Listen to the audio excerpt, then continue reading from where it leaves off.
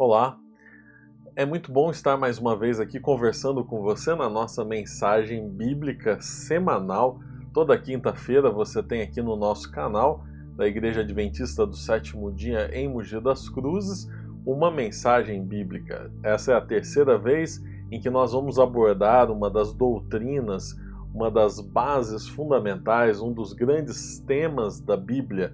E hoje um dos temas mais importantes de todos, a segunda vinda de Cristo.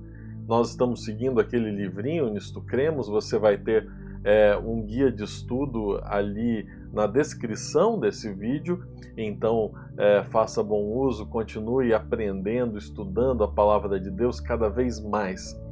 Pensar na segunda vinda de Cristo é sem dúvida nenhuma espetacular, porque é exatamente isso que mantém a nossa chama da esperança acesa, inclusive no momento de crise como esse que nós estamos passando. O plano da salvação, que nós já abordamos em 2 vídeos anteriores, ele inclui um Deus que vem, morre em nosso lugar, paga o preço pelo nosso pecado, resolve o problema explicado no vídeo anterior acerca do início do pecado no universo e aqui no planeta Terra, e finalmente ele tem a sua conclusão, ou pelo menos o fechamento de todo esse processo de salvação com a volta de Jesus. Então, a segunda vinda de Cristo é um assunto empolgante, relevante e que vai te levar para mais perto dele. Vai lembrar aí na sua mente, no seu coração, de que Deus não nos abandonou. Mesmo com problemas, nós não estamos sozinhos. O Cristo que prometeu, que veio, vai voltar. Então, vamos junto comigo nesse estudo lindíssimo acerca da segunda vinda de Cristo. O primeiro argumento para você hoje é que nós temos certeza: Cristo em breve voltará. Você não fica feliz com essa informação? Os apóstolos, os cristãos primitivos, consideravam o retorno de Cristo como a bendita esperança. Tito, no capítulo 2, verso 13, diz o seguinte: aguardando a bem-aventurada esperança e o aparecimento da glória do nosso grande Deus e Salvador Jesus Cristo.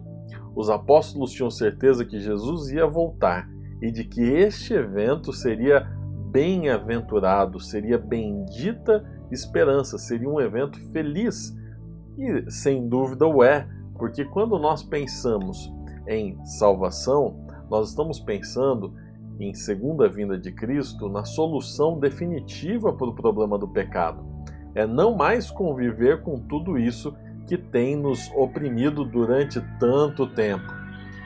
Certeza também nas Escrituras vem através de olhar o que foi escrito, o que foi prometido, tanto por Cristo como nos outros textos bíblicos. Eu vou lembrar você de João no capítulo 14, uma fala de Cristo prometendo a sua volta.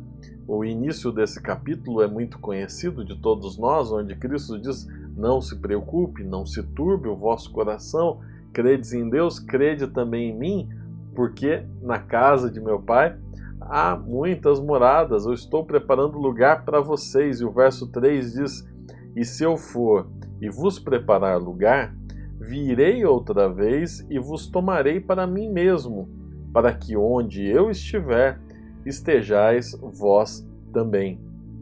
A promessa de Cristo nos lembra de que todas as promessas divinas foram cumpridas até hoje. Cristo prometeu a Adão e Eva, por exemplo, que viria, que morreria no nosso lugar, que destruiria a serpente. E assim ele o fez.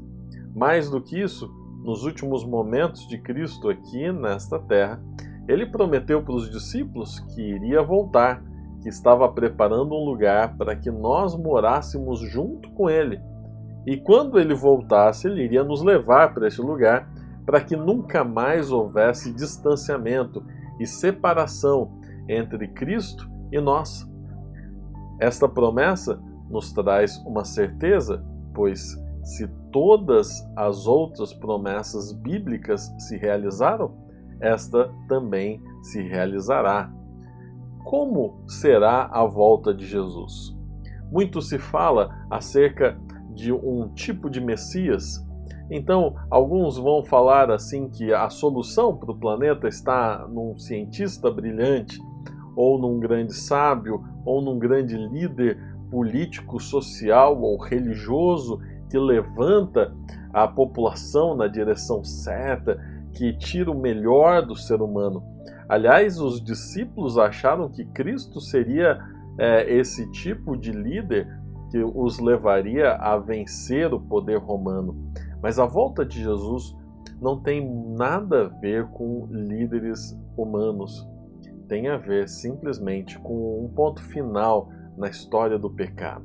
Tem a ver com um reencontro definitivo entre Deus e as suas criaturas, entre aquele que nos criou e nos amou com os rebeldes seres humanos que o traíram, que pecaram, que cometeram atos pecaminosos e que viveram num mundo degradado pelo pecado.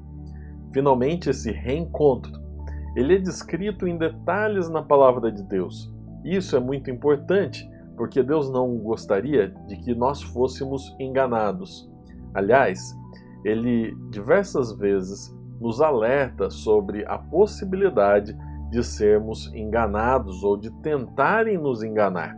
Então é muito importante ter aqui algumas características deste grande evento, deste momento extraordinário na história do universo.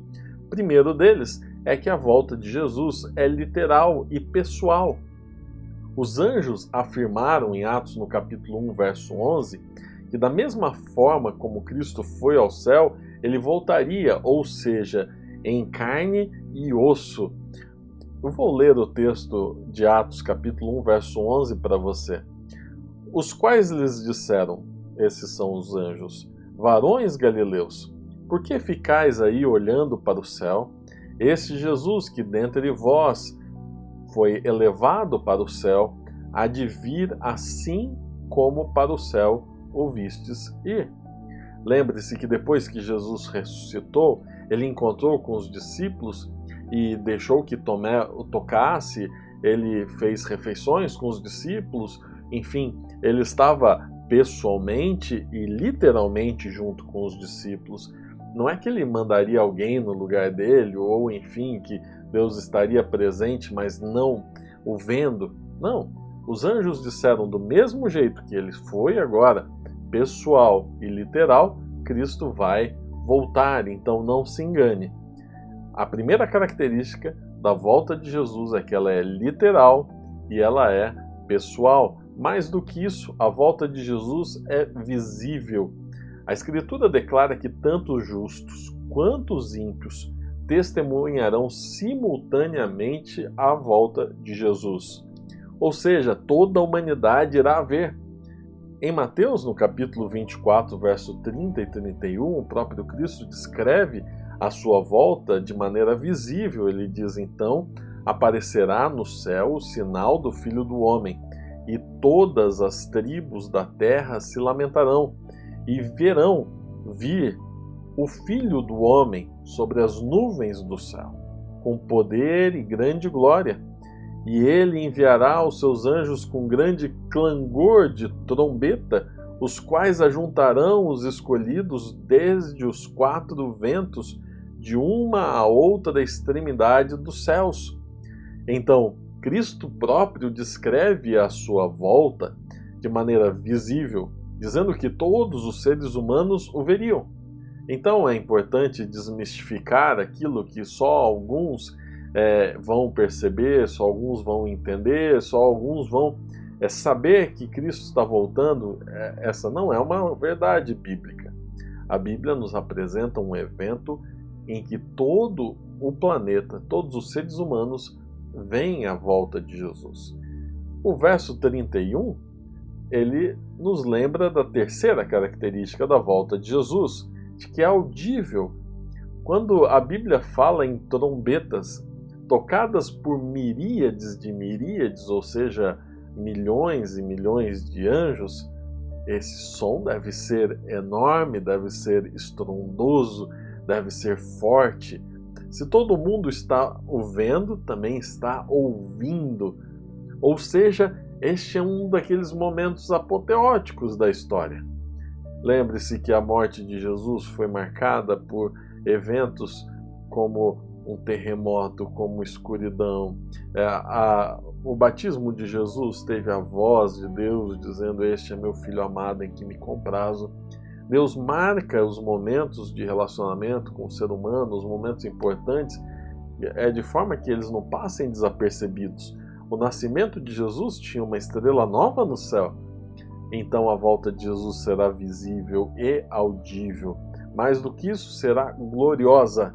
Cristo vem como um conquistador na glória de seu Pai com os seus anjos.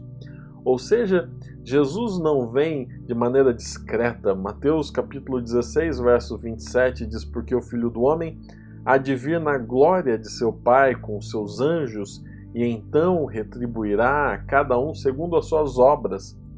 Cristo vem em toda a sua glória. Isto é o oposto do que Cristo fez quando veio a primeira vez à Terra. Ele veio como uma criança que nasce lá em Belém, numa manjedoura, num estábulo escondido.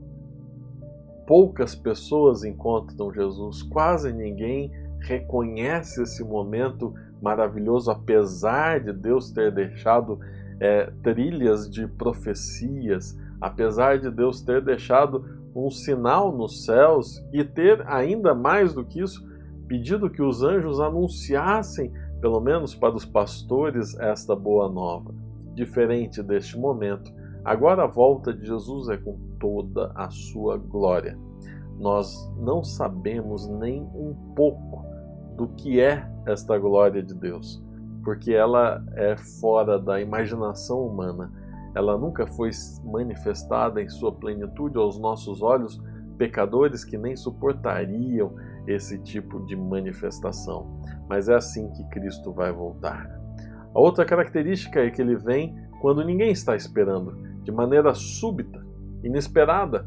Os crentes em Cristo saberão quando ele se aproximar, mas em relação aos habitantes da terra, vão ser pegos de surpresa.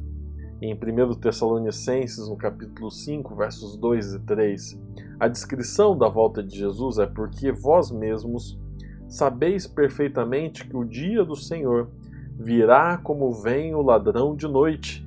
Pois quando estiverem dizendo paz e segurança, então lhes sobrevirá repentina destruição, como as dores do parto, aquela que está grávida, e de modo nenhum escaparão."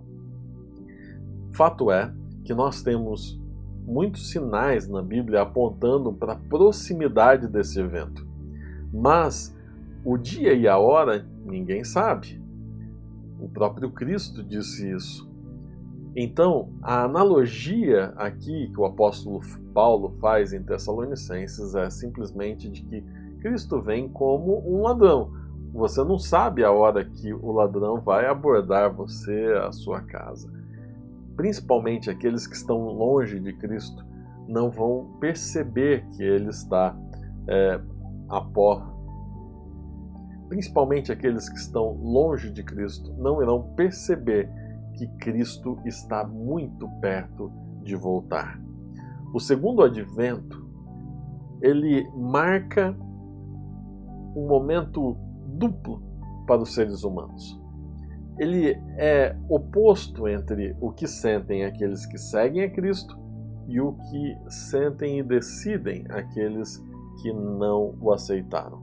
A Bíblia os chama de ímpios ou de santos, de salvos.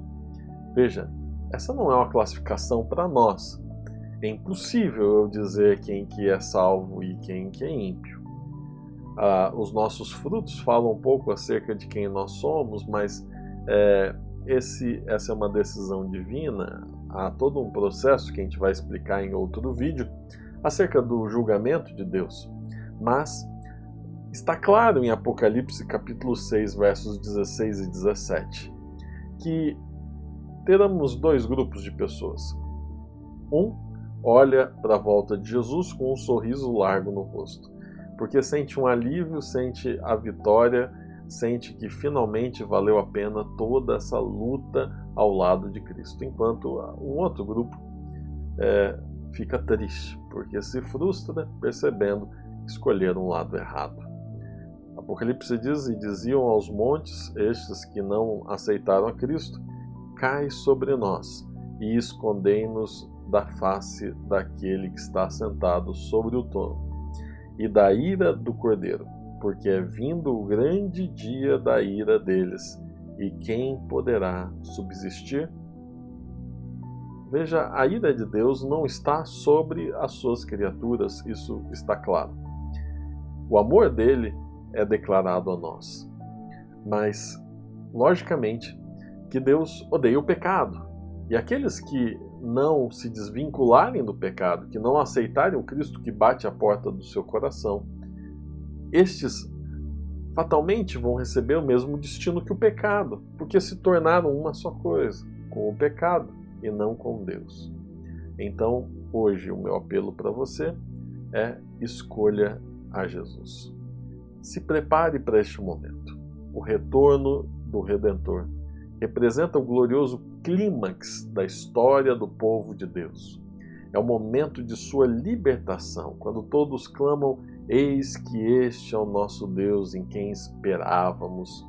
Na sua salvação exultaremos e nos alegraremos.